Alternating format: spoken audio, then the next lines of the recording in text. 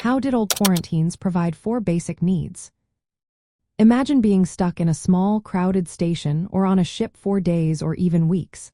That's what quarantine was like in the past. During outbreaks of diseases like smallpox, cholera, yellow fever, and the plague, authorities set up quarantine stations or ships to keep the sick away from healthy people. These stations were meant to give basic needs like food, shelter, and some medical help. On ships, passengers and crew had to stay aboard for a set period, often from 10 to 20 days. During this time, they were supplied with food and water, but supplies were sometimes limited or of poor quality. Land quarantine stations were built on islands or along rivers, like the quarantine station off Bedloes Island in New York or downriver from New Orleans. These stations checked incoming travelers and goods, and people suspected of being sick were kept there. However, conditions were often rough. Overcrowding was common, with many people packed into small spaces.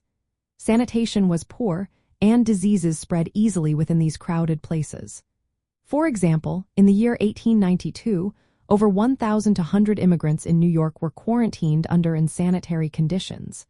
Many of them died, likely from infections caught during quarantine rather than the original illness. Sometimes, healthy people were quarantined too, like groups on overcrowded boats near Fire Island. They lacked enough beds, food, and proper sanitation, which made their stay uncomfortable and sometimes dangerous. Quarantine stations could become tense places. Local residents sometimes resisted quarantined individuals, fearing they would bring disease or harm their economy. There were even cases where mobs attacked quarantined passengers. To keep order, authorities sometimes sent troops to protect the quarantined and ensure they received basic needs. Laws from that time gave local officials broad powers to enforce quarantine and care for those inside.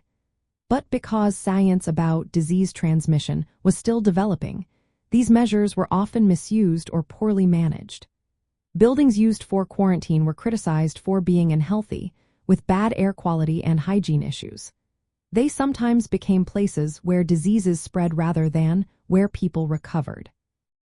In the end, old quarantine efforts did try to provide food, shelter, and some medical care, but conditions were often harsh and inadequate. These quarantine rules reflected a mix of caring for public safety and controlling populations, sometimes leading to strange or extreme practices that seem odd today.